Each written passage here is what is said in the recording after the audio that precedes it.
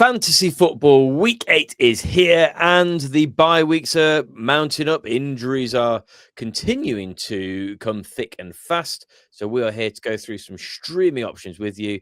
Ed, over to you first, though, to talk us through a busy week for buys.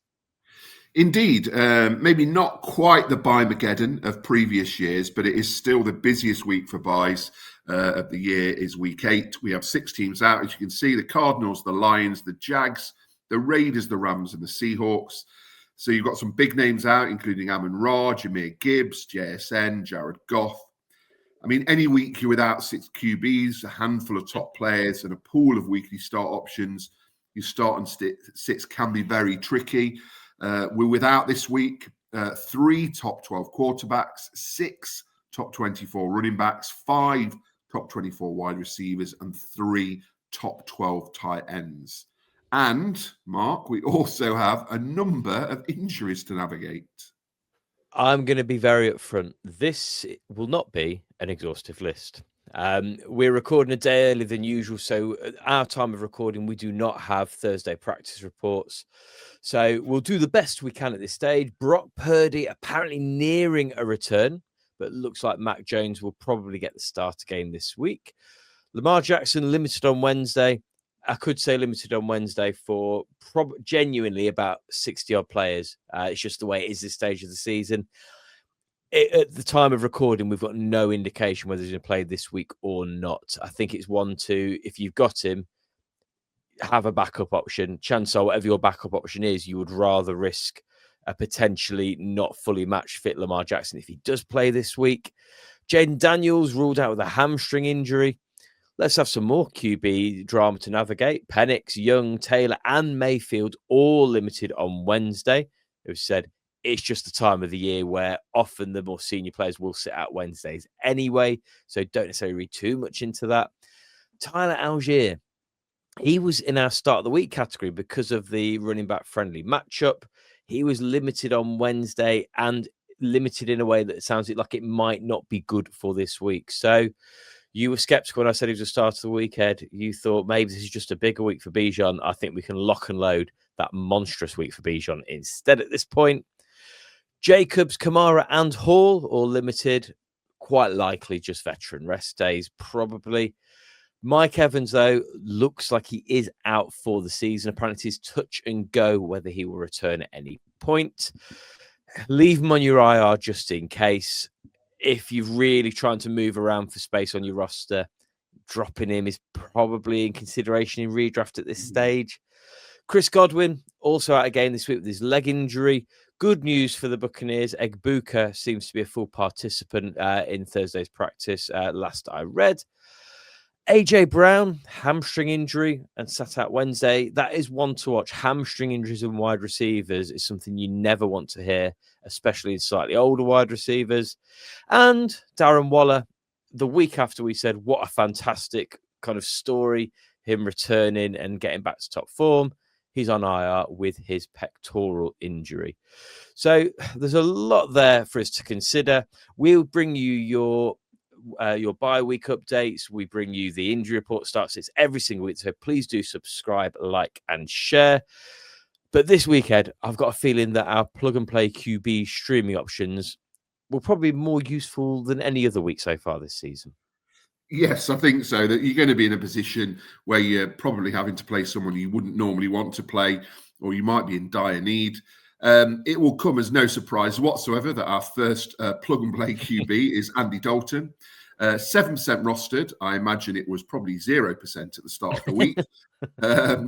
I mean, expect him, as we've said, to slot in and do a job this week in place of Bryce Young. He always seems to do it in his first game starting. The Bills is a tough matchup, but his calm presence in the pocket should breed confidence in those receivers. So you could do a lot worse at quarterback this week. I wanted to mention Caleb Williams. Yes, he's 74% rostered, currently only starting in 40% of leagues. Now, I think managers are clearly wary after that blowout from a fantasy perspective against the Saints last week.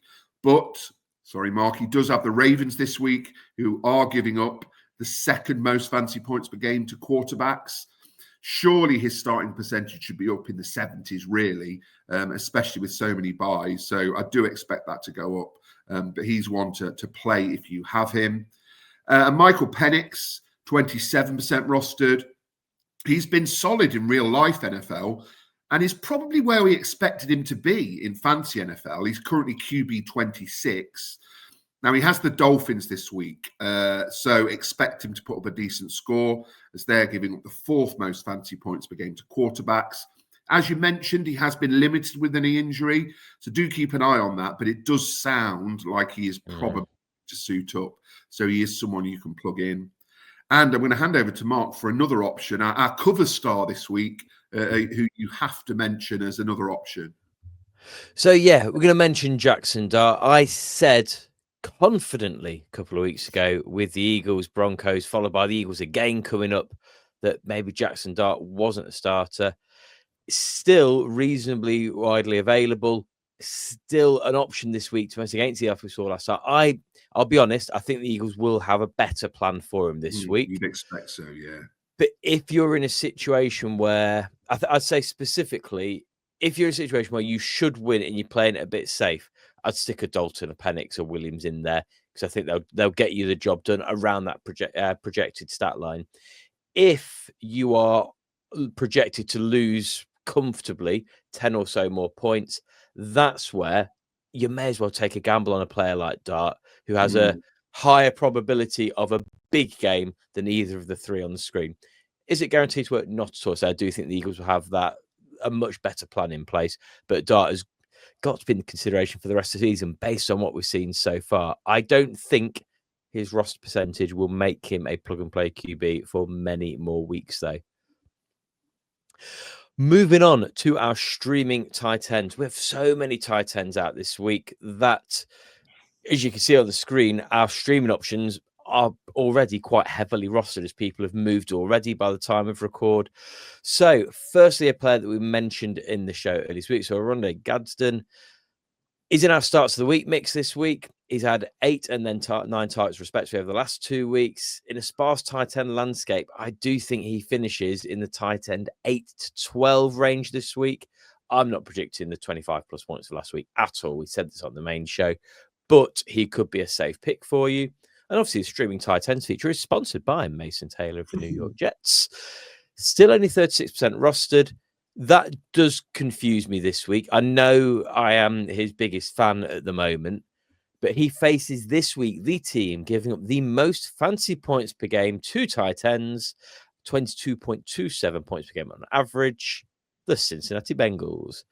Even with a questionable situation offense in New York, he has a route to a top 10 week this week with so many others out.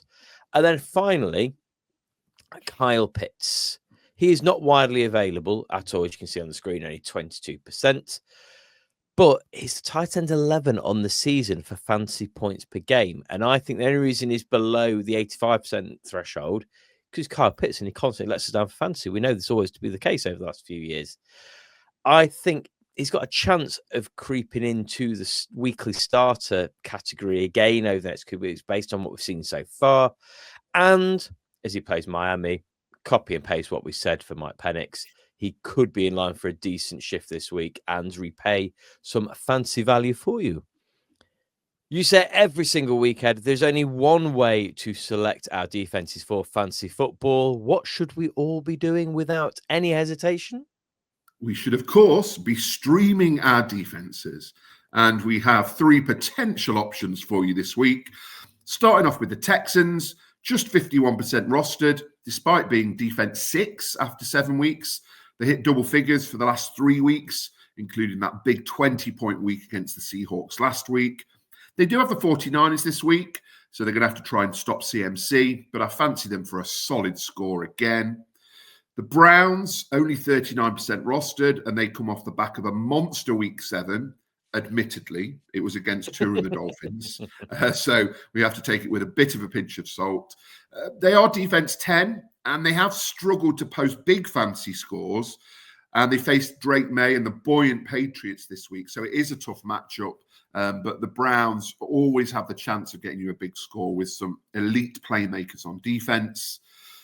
Finally, the Bucks, 55% rostered, very much a middle-of-the-road fantasy defense so far this season. They've only had 2 double-figure scores, but it's very much a case of who they are playing this week. And they have Spencer Rattler and the Saints. Spencer Rattler, very exciting, but unpredictable. And I could see the Bucks defense making some big plays against him this week. So the Bucks may be an option if you are streaming your defenses, as you should be. Thank you very much, Ed. We will not be having a DFS show this week because I'm off on my hollybobs tomorrow. But we thought we would then factor in some DFS stacks for the week. So if you have not played over in the UK on Fantasy Game Day app before, use the promo code THFF1 for 1 free play for your first paid entry. And Ed, you have got our stack of the week before I bring us a secret stack. Yes, and I'm not going to try and get clever or creative with the stack of the week. I'm just going for the bleedingly obvious. So Bo Nix comes off that career game against the Giants, which is why he's the 6th most expensive QB this week. And the Broncos have the Cowboys, who are giving up the most fantasy points per game to quarterbacks and the 2nd most fantasy points per game to wide receivers. Cortland Sutton is his top target, and he's the one most likely to benefit from this matchup. But he's the 7th most expensive wide receiver. So if you did go for this stack, it's not going to leave you with much wriggle room for the rest of your team. Of course, there are options to, if you want to get creative, you could go for Marvin Mims potentially with Nix or Evan Engram. They would be cheaper options. But I just think the Nix-Sutton combination is surely going to pay dividends this week. So next up, Ed, I completely agree with that as a stack. So I'm going to bring a secret stack instead. So for anyone who has not watched our DFS show before, our secret stack is secret because it's the sort of stack that you put up into a speculative lineup and you only tell anyone you played it if it comes up good for you. We just decide to put our secrets on screen for all to see. And we've had some pretty decent look with this over the course of the season so far.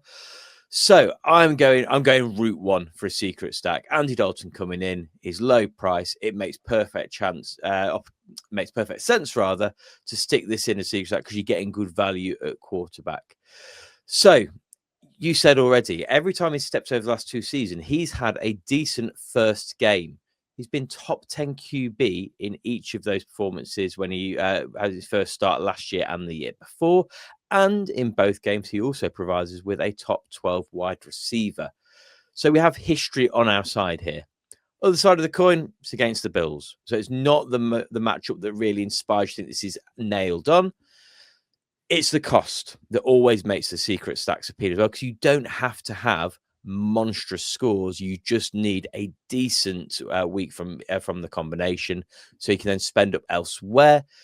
This matchup will give you £5,066 left per player on Fantasy Game Day, $5,686 on DraftKings, which is a lot to spend on your remaining players. Optimistic? No, not really. But we do have a good hit rate on this, so I'll certainly be plugging it into a lineup or 2 just to see what happens. And you can guarantee if it pays off, we will absolutely report back on it next week. If not, we shall never mention it ever again. Well, Ed, that wraps us up for our short, sweet Week 8 streaming options and a little bit of DFS as well. We'll be back after Week 8 with our Week 8 review, looking at some heroes and zeros. Anything you wish to add before we wrap things up? I'll call the cab, shall I? Malcolm, take us home. You have been listening to the team from TH Fantasy Football. For more content, follow TH_fantasy_NFL on Twitter and Instagram.